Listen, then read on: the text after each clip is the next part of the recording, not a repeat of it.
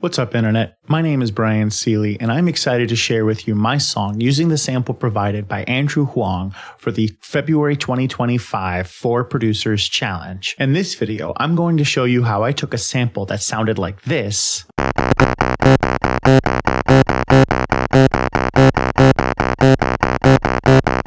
and turned it into this.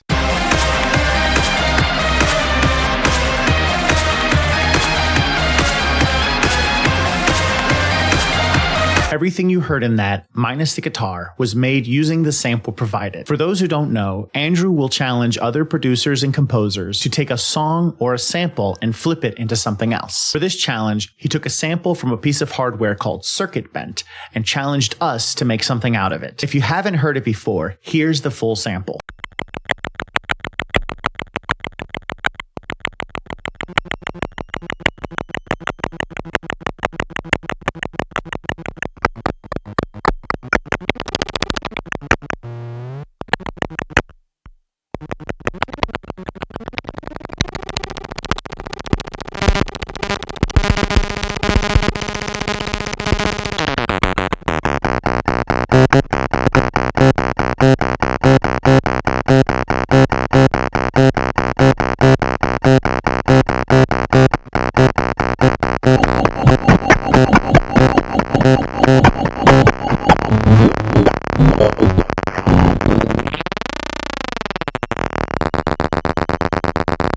So the part that goes do do do do da da do do do do da do do da do do da, that part reminded me of the original Doom video game from the 90s that had that 16-bit metal sound. I knew I wanted to make something in that vein, but I also wanted it to be more synth heavy than guitar heavy. So I took that part and I cut it up and I tried a couple different ideas. I'm going to show you those ideas to show the evolution of this song. So the first thing that I played around with, like I said, I took that part of the sample and I cut it up and I used a pitch shifter to mess around with it a little bit.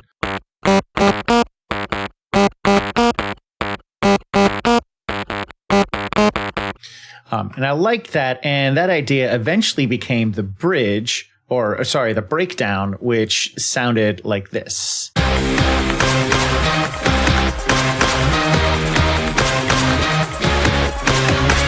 And then the other idea that I had was I took that same section, I ran it through a guitar amp, and I got this idea and this sound.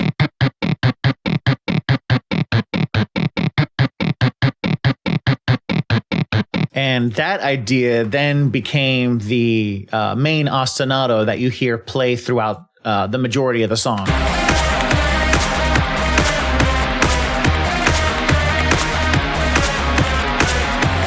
So like I said, everything is made from the sample except for the electric guitars. So the electric guitars, I have play that ostinato.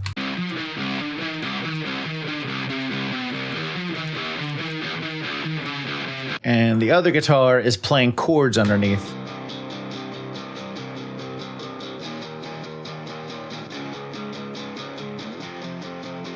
And then both guitars are doing the breakdown.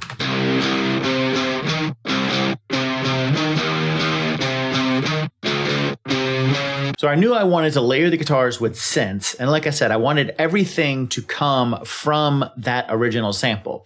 So I grabbed different parts of the sample that sounded interesting and I ran them through Paul Stretch.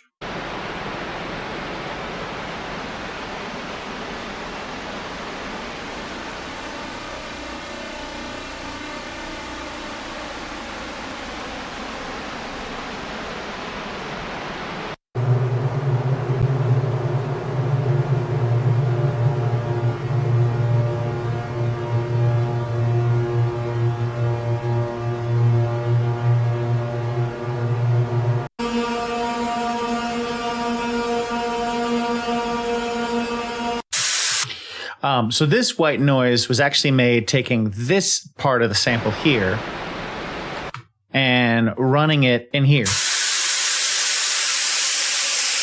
Running it through Paul Stretch again to get that sound. This sample wound up becoming the primary sample that I used for all of the main lead lines. So the two primary leads that I said use that sample, this is what they sound like.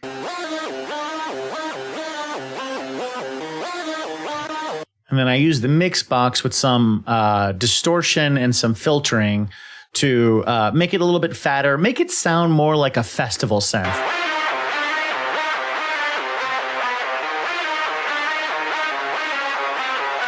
And then the other lead line, which plays the breakdown as well as the main ostinato again at the end. It's that same sample. But this time, no distortion, just filtering on it.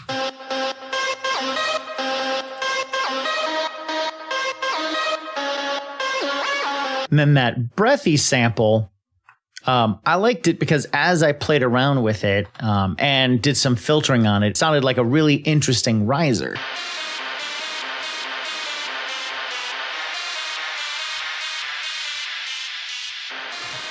So here's with all the synths in.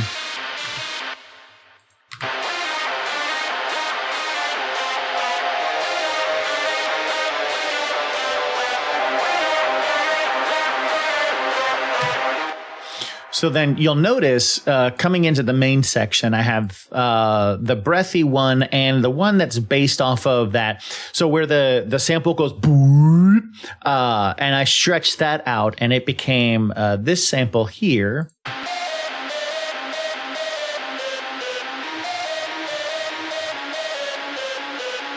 Panning them, it helps create a thicker sound because I didn't want to put everything right up the middle and then just create a big mess. So by panning things, I still get that thick sound and now it's nice and really wide.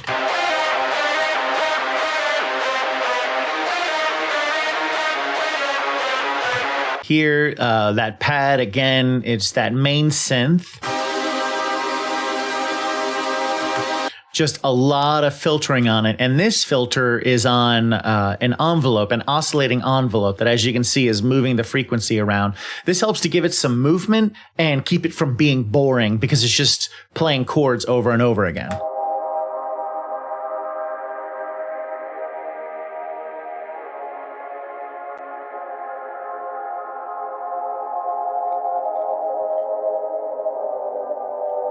So the arpeggiator is using Iris. This is using that original sample that I said went boop. I cut a piece of it in there and I put it into isotope Iris. And I'm using envelopes on the cutoff and resonator as well as an LFO on the fine tuning. And this is to create some movement on it.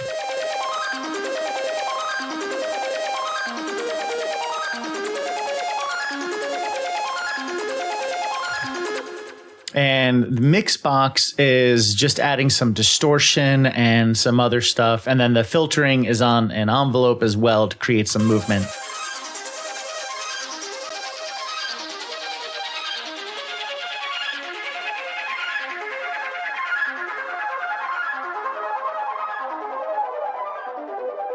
So one thing that I've learned is a lot of times it's about layers. Rather than trying to get something using just one sound, you layer it with multiple sounds and then blend them together. So in the case of the bass, I knew I wanted something that was going to add a lot of body to it, but I also wanted something to be growly and aggressive. First sub, which again, this is that part of the sample. So this isn't through pulse stretch. This is just right into Iris.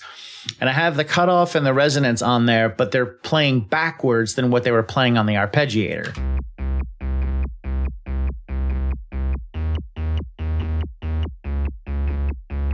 And with the resonance moving around, it's giving it that little chirp at the end. And then sub 1B, it's the same thing, but now with some extra effects on it. But this one, I have a lot more distortion and bit crushing and filtering on it.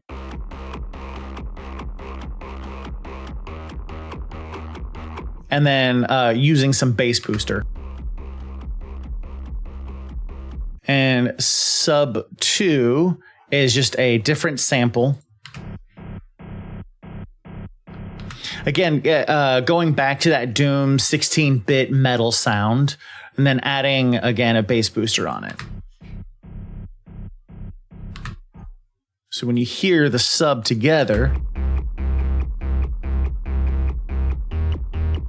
So you get this nice, really fat, growly low end that I couldn't get from just one sound. So I really like the sound of these layers together. And it's such that if you take any one of them away, you notice something is different.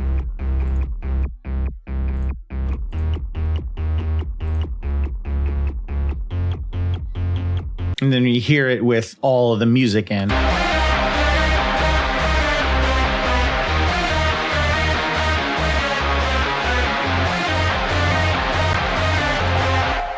So it just helps to give it that nice, thick, growly sound and really thicken up the low end of the song. So now we're going to get into drums. So sticking with that kind of 8-bit, 16-bit sound, I knew I wanted something that emulated the way the drums sounded from 90s video games, where they used sine waves, a combination of sine waves and white noise to get the different drum sounds. So here's just the drums.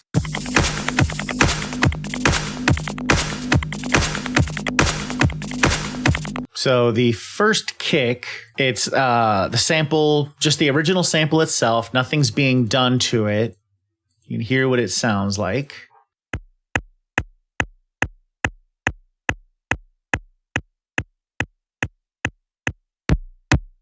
Effect track is heavy distortion using double lock and decapitator to really fatten it up.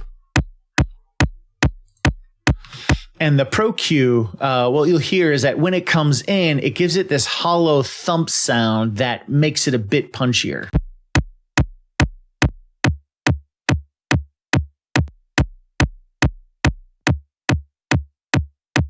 In the kick sub, I wanted something that sounded like a down-sampled 808. And so for that, going back to the isotope iris, and again, is that part of the sample.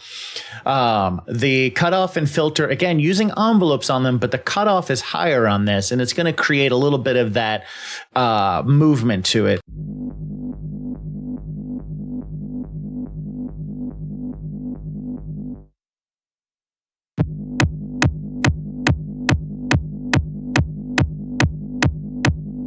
So it just adds a little bit of tastiness to the track. You don't hear it when everything is in, but it's just a little bit of tastiness in there. So for the snare,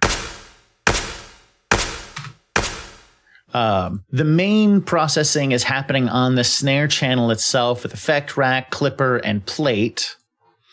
I'm going to turn that off, and you'll hear the main snare sound, the transient, is coming again just from the sample itself with nothing being done to it. And the white noise is that white noise sample that we created. So the filter freak is kind of helping it give that brightness and shine to it. Without it, it actually sounds a little bit darker. And the decapitator and the radiator are pulling double duty to really give it that sharp attack and fat sound.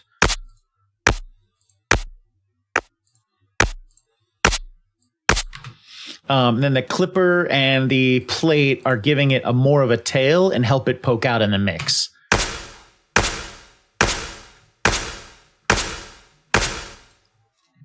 So for the two hi-hats, the first hi-hat is the sample cut up and quantized, and then putting it under heavy clipping and heavy compressor and a ping pong pan.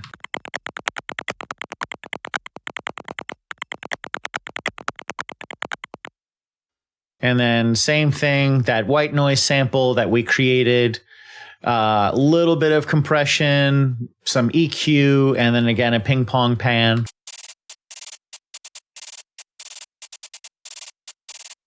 And the whole reason for that is, again, to make the track interesting, to create movement. So you don't have like just a static element. You don't have, oh, the hi-hat is just in the left or right channel. Like they're playing with each other and they're moving back and forth.